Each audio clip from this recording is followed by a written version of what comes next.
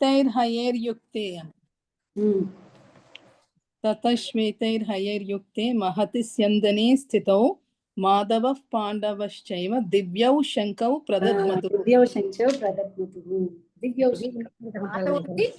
దివ్య శంఖం. So కృష్ణార్జునుల శంఖానికి speciality ఉందన్నమాట.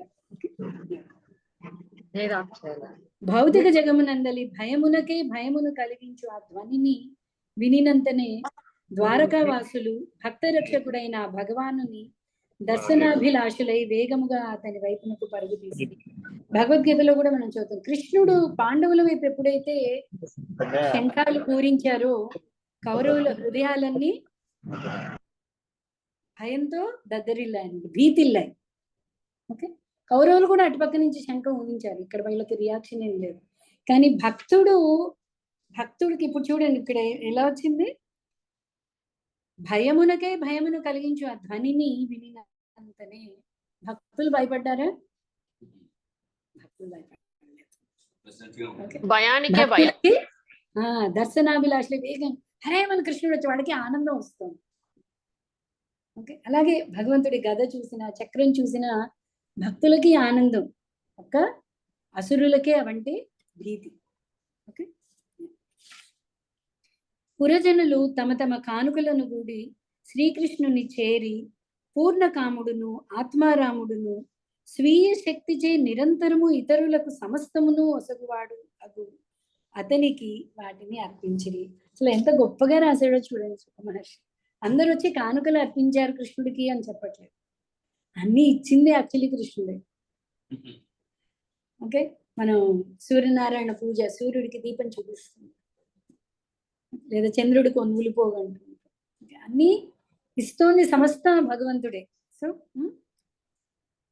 పూర్ణకాముడు అంటే అతనికి అన్ని కోరికలు తీరినవాడు, అంటే ఏ కోరికలు లేనివాడికి. ఆత్మారాముడు అంటే తనలో తను ఆనందించేవాడు. స్వీయ శక్తిచే నిరంతరము ఇతరులకు సమస్తము నొసగువాడు, అందరికీ సమస్తాన్ని ఇచ్చేది అతడు తన శక్తితో. అలాంటి వాడు వీళ్ళు ఏం చేశారు, కానీ ప్రేమ ఎలా ఉంటుంది అంటే ఎవరైనా రాగానే ఏమిద్దాము. సో పురజనులంతా శంఖం వినగానే గబగబా కానుకలు తీసుకుని కృష్ణుడి దగ్గరికి వచ్చారు. ఆ కానుకలన్నీ సూర్యునికి దీపము అర్పించిన చందమున ఉండెను. అయినప్పటికీ బాలురు తమ రక్షకుని మరియు తండ్రిని ఆహ్వానించే రీతి వారు శ్రీకృష్ణుని ఆదరించుటకే గద్గద స్వరముతో ఇట్లు పలికిరి. సో ఇది చిన్నదా పెద్దదా ఆలోచించట్లేదు, ఏది కృష్ణుడికి ఇద్దాము అని పరిగెట్టుకుంటూ కానుకలు తీసుకుని వచ్చారు. పురజనులు పలికిరి, హే ప్రభు, స్వర్గాధిపతితో సహా బ్రహ్మదేవుడు సనక సనందాదులు వంటి వారి చేతను నీవు అర్చింపబడువాడవు. జీవితపు అత్యున్నత ప్రయోజనమును నిజముగా సాధింపగోరు వారికి నీవే చరమాశ్రయమై ఉన్నావు. నీవు దివ్య ప్రభుడవు మరియు అనివార్యమైన కాలము నీపై ఏమాత్రము తన ప్రభావమును చూపలేదు. కాలం నీపై ప్రభావం చూపించదు. కాలం భక్తుల మీద చూపిస్తుందా? చూపించదా? వాళ్ళకి క్షణకాలం యుగంలా ఉంది అందుకని వాళ్ళు చెప్తున్నారు, నువ్వు 4 నెలలే అనుకుంటున్నావు వెళ్ళి. ఓకే, మాకు ఇక్కడ యుగాలు గడిచిపోయాయి, నీ దర్శనం అవలేదు. నీ మీద కాలం అనేది ప్రభావం చూపించదు. ఓ విశ్వభావన, నీవే మా జననివి, శ్రేయోభిలాషివి, భగవానుడవు, జనకుడవు, ఆధ్యాత్మిక గురుడవు, ఆరాధ్య దేవుడవు అయి ఉన్నావు. నిన్నే అనుసరించడి కారణమున అన్ని విధములా మేము కృతార్థులమైతిమి. కనుక నిరంతరము నీ కరుణతో మమ్ము అనుగ్రహించమని మేము ప్రార్థించుచున్నాము. మనం చదువుతూ ఉంటాం, త్వమేవ మాతా పిత త్వమేవ బంధు సఖ అన్ని నువ్వే. మనం చదువుతున్నాం, వాళ్ళు చెప్తున్నారు, వాళ్ళు నిజంగానే వాళ్ళకి ప్రతి ఒక్క తల్లి, తండ్రి, గురువు, సఖ, దైవం అన్నీ కూడా మాకు నువ్వే, నువ్వు మమ్మల్ని అనుగ్రహించు ఉంటున్నాడు. ఆహా, భాగ్యవశమున నీ సన్నిధిచే నేడు నీ రక్షణమునకు తిరిగి అరుదించితిమి. ఏలయన నీవ స్వర్గలోకవాసులను కూడా అరుదుగా గాంతువు. ప్రేమమయ చూపులు కలిగిన నీ స్మిత వదనమును గాంచుట మాకిప్పుడు సాధ్యపడగలదు. సర్వశుభదాయకమైన నీ దివ్య రూపమును మేమిప్పుడు గాంచగలము.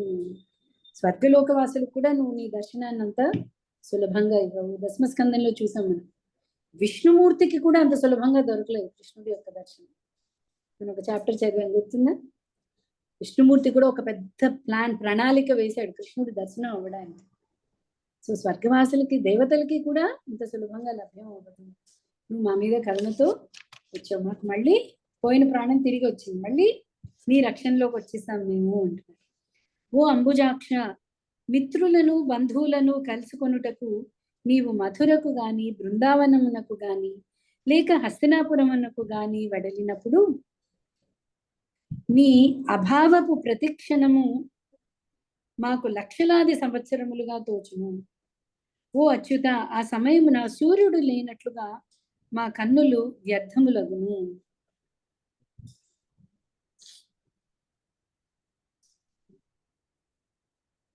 సో వాళ్ళు ఏమంటున్నారు, నువ్వు మథుర అంటావు, మథుర నుంచి వీళ్ళు ద్వారకలో ఉన్నారు, మథురావాసుల్ని చూడాలంటావు, మధుర వెళ్ళి వస్తావు, హస్తినాపురం అంటావు, కురుక్షేత్రం అంటావు. ఓకే, నువ్వు వెళ్ళొచ్చినప్పుడల్లా మాకేంటి అనిపిస్తుంది, ఒక్కసారి నిన్ను చూడకపోతే నాకు లక్షల సంవత్సరాలు జరిగినట్టు అనిపిస్తుంది. సో అలాంటప్పుడు ఏమనిపిస్తుంది, సూర్యుడు లేకపోతే ఏంటి, మొత్తం అంధకారమే, అంతకారం. సో సూర్యుడు లేకపోతే ఎలా చీకట్లో ఉన్నామో మాకు అలా అనిపిస్తుంది నువ్వు ఇలా వెళ్ళినప్పుడల్లా. ఇక్కడ ఆచార్యులు కూడా మనకి ఏం రాస్తారు అంటే, కృష్ణుడు చాలా మంది అనుకుంటారు వెళ్ళిన వాడు మళ్ళీ బృందావనానికి అసలు రాలేదు. ఓకే, సో కృష్ణుడు బృందావనానికి కూడా వెళ్ళేవాడు. తర్వాత దశమస్కందంలో మనకి డీటెయిల్డ్ గా వస్తుంది ఎప్పుడు కృష్ణుడు మళ్ళీ తను బ్రజవాసులందరినీ పంపించి తర్వాతే తను అవతారాన్ని చాలిస్తాడు కూడా, మనకి అక్కడ కాంటెక్స్ట్ లో వస్తుంది. ఓకే, ఓ ప్రభు, నీవు సదా పరదేశముననే నిలిచినచో మా సర్వతాపములను హరించునట్టి దరహాసమును కలిగిన నీ మనోహర వదనమును మేము గాంచలేము. నీ సన్నిధి లేకుండా మేమెట్లు జీవింపగలము. పురజనులు భక్తులేడు కరుణాంతరంగుడైన శ్రీకృష్ణ భగవానుడు వారి పలుకులను విని తన దివ్యముగు దృష్టిని సారించుట ద్వారా వారి అభినందనలను కృతజ్ఞతతో స్వీకరించి ద్వారకా నగరమున ప్రవేశించను. సో అందరి వైపు కూడా కృతజ్ఞత కింద తన చిరునవ్వుని చూపిస్తూ అందరి వైపు చూసుకుంటూ నగరంలోకి ప్రవేశించాడు. నాగలోక రాజధాని అయిన భోగవతి నగరము నాగులచే రక్షింపబడినట్లు శ్రీకృష్ణునితో సమానమైన శక్తి సామర్థ్యములను కలిగిన వృష్ణి వంశజులకు భోజ, మధు, దశార్హ, కుకుర అంధకులచే ద్వారకా నగరము పరిరక్షింపబడింది. ద్వారకా నగరంలో ఈ భోజ, మధు, దశార్హ వీళ్ళందరూ కూడా ప్రతి ఒక్కళ్ళు వీరులే అండి, ప్రతి ఒక్కళ్ళు కూడా వీరులే. మనం ఒకసారి చూస్తాం యదువంశం కూడా, యదువంశంలో అంతమంది వీరులు కూడా భూమికి భారం కిందే ఉండేది, కానీ ఆవిడ మురిసిపోతూ ఆ భారాన్ని భరించేది. ఎందుకంటే ఒక్కొక్కళ్ళు కృష్ణుడు అంత పవర్ఫుల్ వీరులు అనమాట. ఓకే, ఆ ద్వారకా నగరము సర్వ ఋతు వైభవములతో నిండి ఉండెను. ఆశ్రమములు, ఉద్యానవనములు, ఉపవనములు, ఆరామములు, కమలములకు ఆకారమైన జలాశయములు సర్వత్రా శోభిల్లుచుండెను. శ్రీకృష్ణుని ఆహ్వానించుటకై నగర ద్వారము, గృహద్వారములు, రాజమార్గములందలి తోరణ ద్వారములన్నీను ఉత్సవ చిహ్నములైన మామిడాకులు, అరటి చెట్లతో అలంకరింపబడినవి. ధ్వజములు, తోరణములు, పతాకాగ్రములు సంయుక్తములై సూర్యకాంతిని నిరోధించుచుండెను. ఎప్పుడైతే భగవంతుడు వస్తున్నాడో, మన జగన్నాథ రథయాత్రప్పుడు చూస్తామండి, చైతన్య మహాప్రభు స్వయంగా గుండీచా మార్జనం అని ఒక పర్టికులర్ రోజు ఉంటుంది. ప్రతి ఒక్కరు ఎప్పుడైతే స్వామివారి ఊరేగింపు వస్తుంది అంటే, మన వీధిలోకి వస్తుంది అంటే ఏం చేయాలి, మనం అంతా శుభ్రంగా పెట్టుకుని అక్కడంతా కళ్ళాపు చల్లి ముగ్గులు పెట్టి తోరణాలు కట్టి, ఇక్కడ భగవంతుడు స్వయంగా వస్తున్నాడు. మనకి దీపావళి అప్పుడు కూడా మన రామాయణం నుంచి చెప్పుకుంటాం. సో రాముల వారు తిరిగి వస్తున్నారు అంటే అందరూ దీపాలతో వెలిగించి రాముల వారికి స్వాగతం. ఎక్కడైనా కూడా మనకి ఇప్పుడు ఎక్కడైనా ఊరేగింపు వస్తుందంటే మనం కూడా అన్ని అరేంజ్ చేసుకుంటాం కదా, కొబ్బరికాయను, హారతను, పళ్ళను, నైవేద్యము. ఓకే, అలాగా కృష్ణుడు వచ్చేటప్పుడు నగరం అంతా కూడా చాలా బ్యూటిఫుల్ గా అలంకరించారనమాట. రాజమార్గములు, చిన్న వీధులు, సందులు, అంగళ్ళు, కూడలి ప్రాంతములన్నీ చక్కగా శుభ్రపరుపబడి సుగంధ జలముచే తడుపబడిను. శ్రీకృష్ణుని ఆహ్వానము కొరకై ఫలములు, పుష్పములు, అక్షతలు సర్వత్రా చల్లబడిను. నివాస గృహముల ప్రతి గృహము ద్వారమునందును మంగళకరములైనట్టి పెరుగు, అక్షత ఫలములు, చెరుకు గడలు, జలపూర్ణ కుంభములు, ధూప దీపములను కూడిన పూజ సామాగ్రి అమర్చబడినవి. తమ ప్రియతముడైన శ్రీకృష్ణుడు ద్వారకాధామమునకు అరుదించినాడని వినినంతనే వసుదేవుడు, అక్రూరుడు, ఉగ్రసేనుడు, మానవాతీతమైన శక్తిమంతుడగు బలరాముడు, ప్రద్యుమ్నుడు, చారుదేష్ణుడు, జాంబవతి తనయుడైన సాంబుడు మున్నగు వారు ఆనందాతిరేకముతో శయనాసన భోజనాదులను విడిచిపెట్టిరి. ఓకే, సో బలరాముడి దగ్గర వచ్చేటప్పటికి మనకి శ్లోకంలో అద్భుత విక్రమ, అద్భుత కర్మలు. బలరాముడు కూడా కృష్ణుడి యొక్క ఫస్ట్ ఎక్స్పాన్షన్. బలరాముడు కూడా భగవంతుడు. సో బలరాముడు కూడా పరిగెట్టుకుంటూ వచ్చాడు కృష్ణుడిని స్వాగతం చెప్పడానికి. ఓకే, వీళ్ళందరూ ఎవరు అన్నది మనకి భాష్యంలో ప్రభుపాద వారు రాస్తారండి. పుష్పములను పట్టుకుని బ్రాహ్మణులను కూడి వారందరూ రథములపై శ్రీకృష్ణుని చెంతకు వేగముగా చెనురు. శుభ చిహ్నములైన గజములు వారి ముందర నడిచినవి. శంఖతూర్యములు మ్రోగింపబడుచుండగా వేదమంత్రములు పలుకబడిను. ఆ విధంగా వారందరూ ప్రయాణగతమైన వందనములను అర్పించిరి. అంటే మొత్తం కూడా నగర యొక్క డిస్క్రిప్షన్, స్వామివారికి స్వాగతం ఎలా పలకాలి అనే డిస్క్రిప్షన్ అండి. అందుకని చదువుకుంటూ వెళ్తున్నాను. అదే సమయమున వందలాది ప్రసిద్ధి చెందిన వారకాంతలు వివిధ వాహనములపై ప్రయాణమైరి. వారందరూ శ్రీకృష్ణుని కలియుట కొరకు మిగుల ఆతురతను కలిగి ఉండిరి. కపోల శోభను ఇనుమడింపజేయు తేజోమయ కర్ణకుండలములచే వారి సుందర వదనములు అలంకృతములై ఉండను. వీళ్ళు వాళ్ళు అని కాదు, వారకాంతలు అందరూ కూడా అలంకృతులై భగవంతుడు సమూహం సర్వభూతేషు అందరికీ కూడా తన దర్శనాన్ని ఇచ్చాడు. సో అందరూ కూడా వచ్చారు. ఓకే, ప్రభుపాద వారు రాస్తారు, దేవుడి భక్తులు అయితే వాళ్ళు వారకాంతలు అని మనం చిన్న చూపు చూడక్కర్లేదు. భక్తుడు అనగానే అన్ని అధిగమించేశారు. ఓకే, నిపుణులైన నటులు, కళాకారులు, నర్తకులు, గాయకులు, సూతులు, మాగధులు, పాండిత్యము కలిగిన వక్తలు శ్రీకృష్ణ భగవానుని మానవాతీత కర్మలచే ఉత్తేజితులైన వారే తమ వంతు సేవా కార్యమును వసుగుచు ముందుకు సాగిరి. భగవంతుడికి ఎప్పుడు మనం ఏంటేంటి వర్ణన చేయొచ్చండి? నామ రూప గుణ లీల. సో ఎక్కడ కురితే అక్కడ భగవంతుడి వర్ణన అనేది మనం అలవాటు చేసుకోవాలి, భగవంతుడిని వర్ణించడం. ఓకే, అప్పుడు మనకి మిగతా వర్ణన మీద మనసు వెళ్ళదు. మనం చాలా వాటికి చూసి మోహంలోకి వెళ్ళిపోతాం. ఓకే, సో అందరు చెప్తుంటారు, ఎక్కడైనా మీరు మాల్స్కి వెళ్తున్నారు, పెద్ద పెద్ద wonders, 7 wonders of the world అంటుంటారు. ఓకే, అవన్నీ చూస్తున్నారంటే ముందు ఒక్కసారి భగవంతుడి వర్ణన ఒక్కసారి చేసుకోండి. భగవంతుడి కంటే సమూహపరిచేది ఇంకేది ఉండదు. సో ఒక్కసారి భగవంతుడి వర్ణన మనకు అలవాటైతే ఇంకా ఈ మాయా వర్ణనకి మనం లొంగము. ఓకే, సో భగవంతుడి వర్ణన చాలా చాలా విశేషమైంది. దేవదేవుడైన శ్రీకృష్ణుడు తనకు ఆదరమొసగి స్వాగతము పలుకుటకు అరుదించిన బంధువులను, పురజనులను, ఇతరులందరినీ కలుసుకొని ప్రతి ఒక్కరికి తగిన గౌరవ మర్యాదలను ఒసగను. సో భగవంతుడు ఏం చేశాడు? అందరికి వచ్చిన వాళ్ళందరినీ కూడా తను కూడా, ఇప్పుడు పెద్దవాళ్ళు వచ్చారు, వసుదేవుడు, ఎవరతను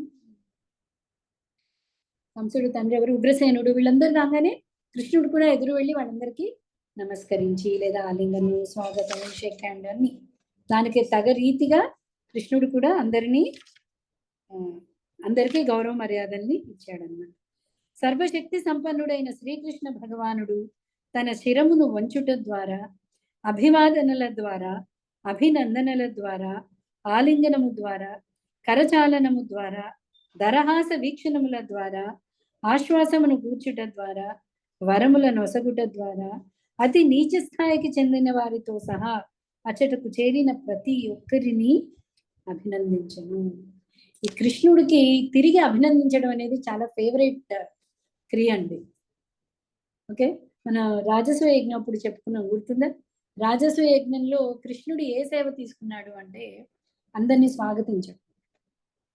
వెళ్ళి స్వాగతం పలకాలి. ప్రతి ఒక్కరు హెల్ప్ చేస్తున్నారు రాజసూయ యజ్ఞానికి. స్వాగతం అంటే ఎలా చేయాలి? తనకంటే పెద్దవాళ్ళు ఋషులు వచ్చినప్పుడు కాళ్ళు కడిగి లోపలికి తీసుకురావాలి. కృష్ణుడికి ఆ కార్యక్రమం చాలా ఇష్టం అన్నమాట. యుధిష్ఠిరుని అడిగి మరీ తీసుకున్నాడు ఆ పని. ఓకే, సో వెళ్ళి భగవంతుడు అండి, అది మనకు అర్థం అవ్వాలి. కృష్ణుడు ఋషులందరూ వచ్చినప్పుడు, బ్రాహ్మణులు వచ్చినప్పుడు వాళ్ళందరికీ కాళ్ళు కడిగి, అలాగే ఇక్కడ కూడా తన శిరస్సును ఉంచుట ద్వారా, కృష్ణుడు శిరస్సును ఉంచడం అంటే వాళ్ళకి దాసం. మనకి సనక సనందాదుల దగ్గర డిస్కషన్ లో కూడా కృష్ణుడు చెప్తూ ఉన్నాడు, ఇలాంటి బ్రాహ్మణులు వల్ల కదా నాకు శక్తి వస్తుంది అంటే. కోర్స్ కృష్ణుడు భక్తుల్ని పొగడ్డానికి అంటే మనం వెంటనే ఆహా నా వల్ల కదా కృష్ణుడికి శక్తి అని అనుకోకూడదు.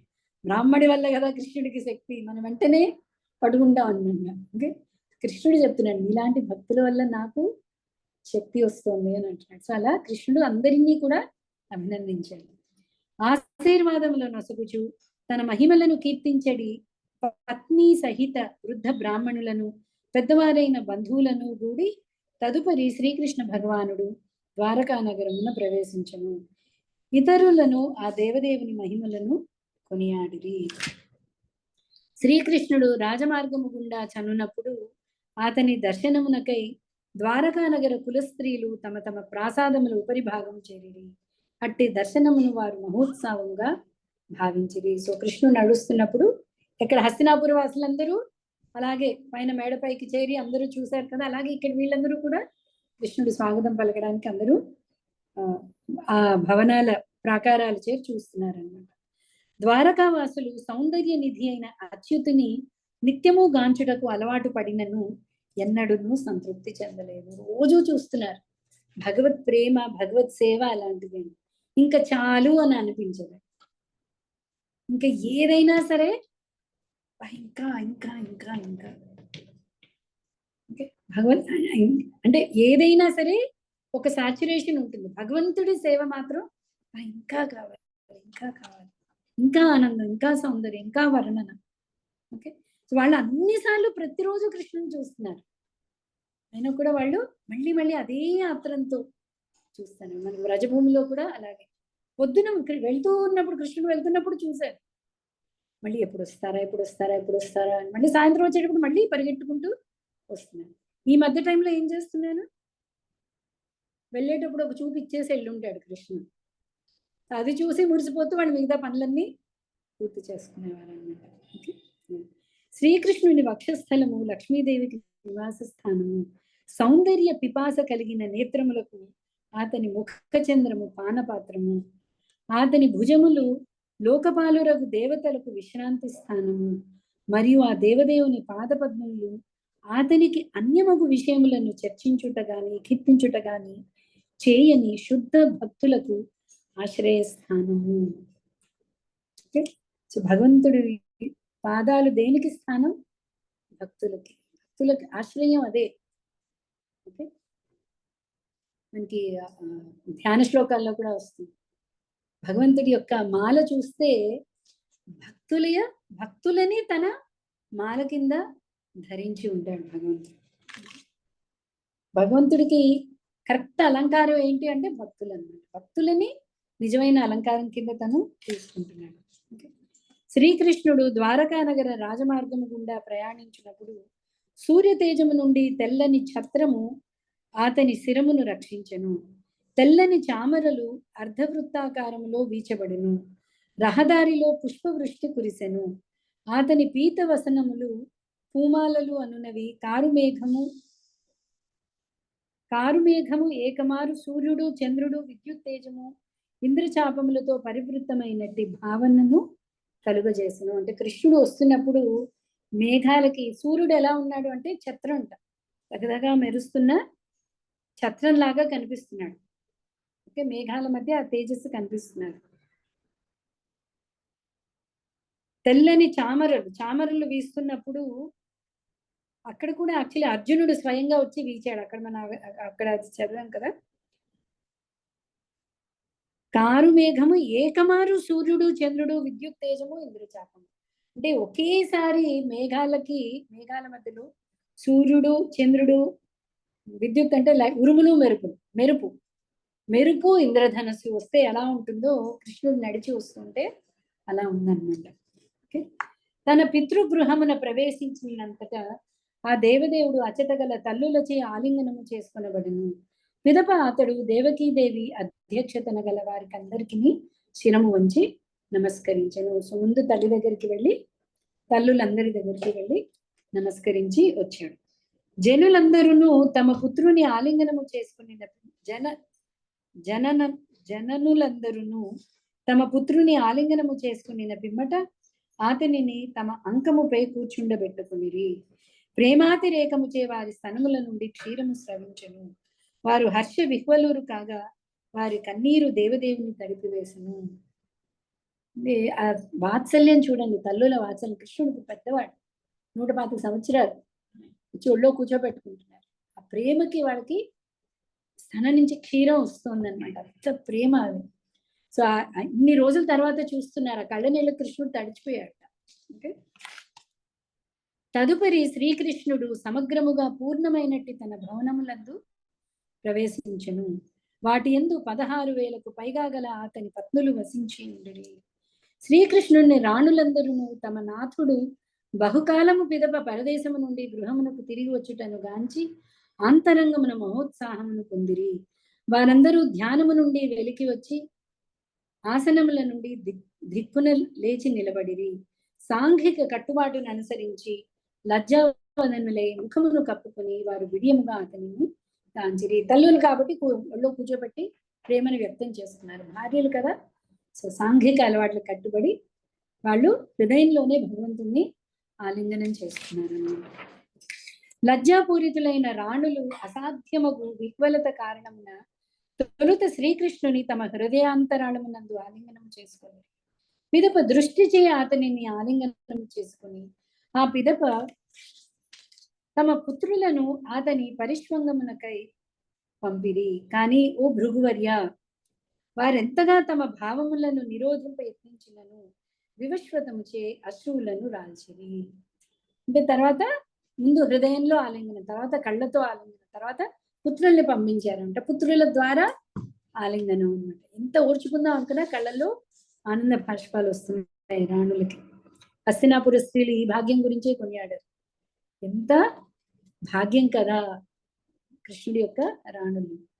దేవదేవుడైన శ్రీకృష్ణుడు ఏకాంతముగా తమ చెంతనే సదా నిలిచి ఉన్నను ఆ దేవదేవుని అంఘ్రి యుగ్మము వారికి నిత్య నూతనముగా తోచుచుండను.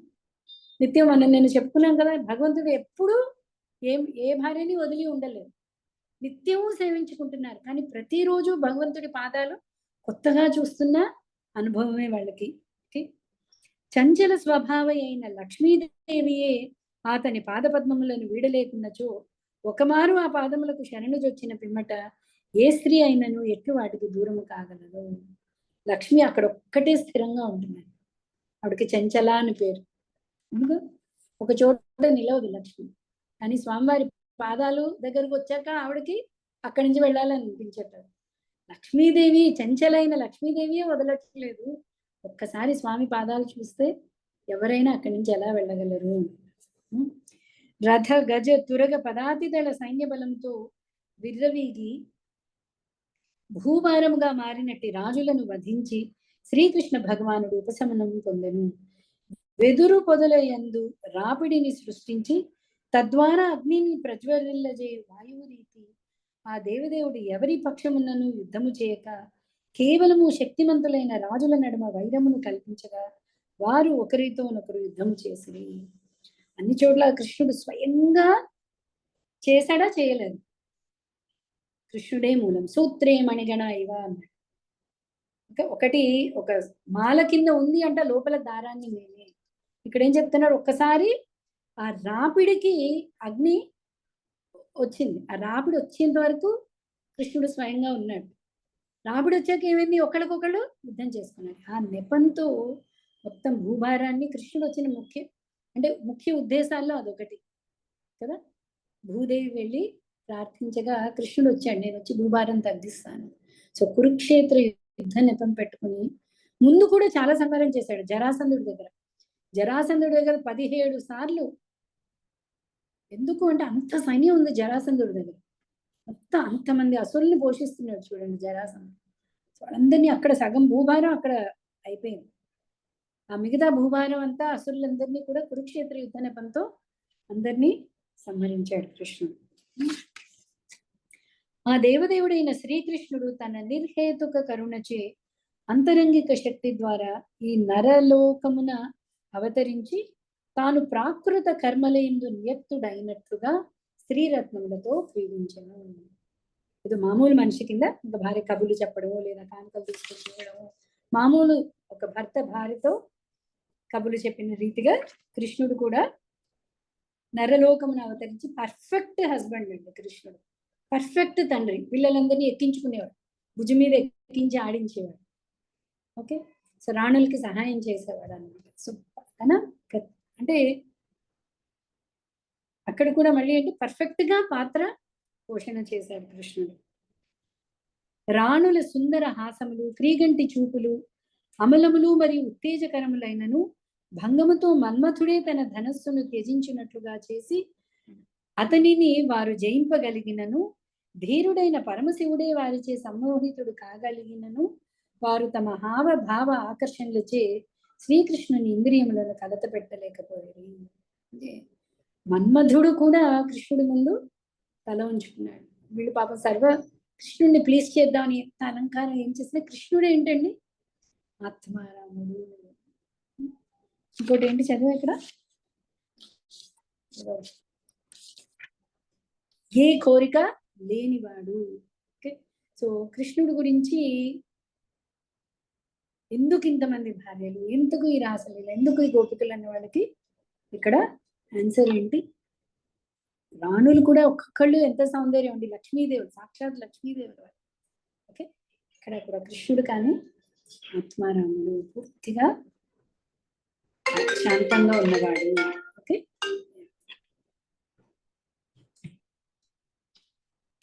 నెక్స్ట్, బద్ధజీవులైన వారు శ్రీకృష్ణ భగవానుని తమలో ఒకనిగా భావింతురు. ఆ దేవదేవుడు అసంగుడైనను వారు అజ్ఞాన కారణమున అతనిని భౌతిక పదార్థముచే ప్రభావితుడైన వానిగా కలుగుతురు. సో చాలా మంది ఇక్కడ వచ్చాడు కదా, మాయలోకి వచ్చాడు కాబట్టి కృష్ణుడు మాయచే కప్పబడిపోయాడు. అందుకే సో కృష్ణుడిని ఏది కూడా ప్రభావితం చేయలేదు. అందరూ కూడా కృష్ణుడి చేత ప్రభావితులైన వాళ్ళే. ఓకే, భగవానుని దివ్యత్వం ఇదియే. ప్రకృతి గుణములతో సంపర్కము కలిగి ఉన్నను ఆ దేవదేవుడు తద్గుణములచే ప్రభావితుడు కాడు. అదే విధంగా అతనిని ఆశ్రయించిన భక్తులు కూడా త్రిగుణములచే ప్రభావితులు కాదు. భగవంతుడే కాదండి, భక్తులు కూడా త్రిగుణాలకి లోబడరు. మాయాదేవి భక్తుల్ని కూడా ఏమీ చేయలేదు. చేతన్ హరిదాస్ ఠాకూర్ గురించి చూస్తారు.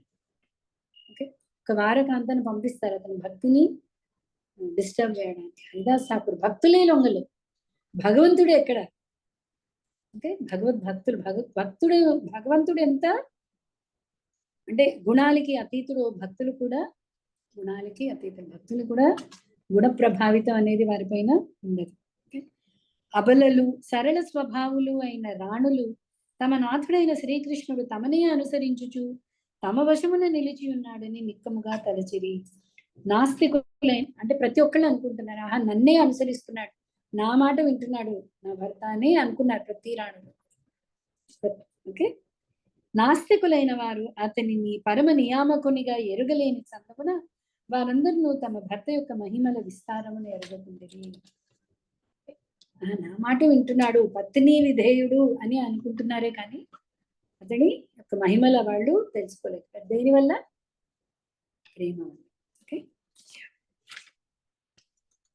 సో దీంతో భగవంతుడు ద్వారకా నగరం ప్రవేశం అయిందండి. నెక్స్ట్ మనం సౌనకాది ఋషులు అడిగిన ప్రశ్నల్లో అసలు భాగవతం ఎలా, సుఖదేవుడు ఎక్కడ ఉండని సుఖదేవుడు 7 రోజులుండి పరీక్షిత్తుకి భాగవతాన్ని ఎలా చెప్పవలసి వచ్చింది. ఓకే, సో అసలు ఆ పరిస్థితి ఏంటి, ఏ పరిస్థితి వల్ల భాగవతం అక్కడ పలుకబడింది అన్న ప్రశ్నకి నెక్స్ట్ మనం కథలోకి వెళ్దామండి. ఓకే, సో పరీక్షిత్ మహారాజు జననం, అసలంటూ పరీక్షిత్ మహారాజు జననం చూడలేదు మనం ఇది వరకు. ఉత్తర గర్భంలో ద్రోణాచార్యుడు పుత్రుడు అశ్వత్థామ యొక్క బ్రహ్మాస్త్రం నుంచి రక్షింపబడడం వరకు చూసాం మనం. తర్వాత పరీక్షిత్ జననం, తర్వాత కలి ప్రవేశం, అవన్నీ కూడా మనకి మిగతా చాప్టర్స్ లో వస్తాయి. సో కొంచెం ముందే అయిపోయింది, ఇవాళ రికార్డింగ్ కూడా లేదు. ఈ చాప్టర్ రేపు స్టార్ట్ చేద్దాం. ఏమన్నా డౌట్స్ ఉన్నాయా? ఇవాళ మొత్తం ఉత్తి డిస్క్రిప్షన్ అండి, భగవంతుడి డిస్క్రిప్షన్ మళ్ళీ మళ్ళీ కూడా మనం చదువుకోవచ్చు.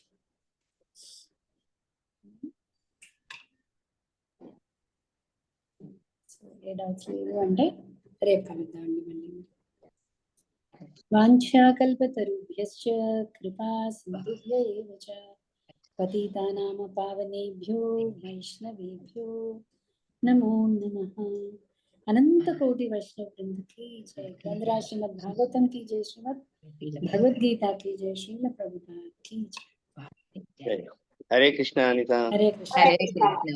अंदर की हरे हरे कृष्ण, अंदर की हरे कृष्ण।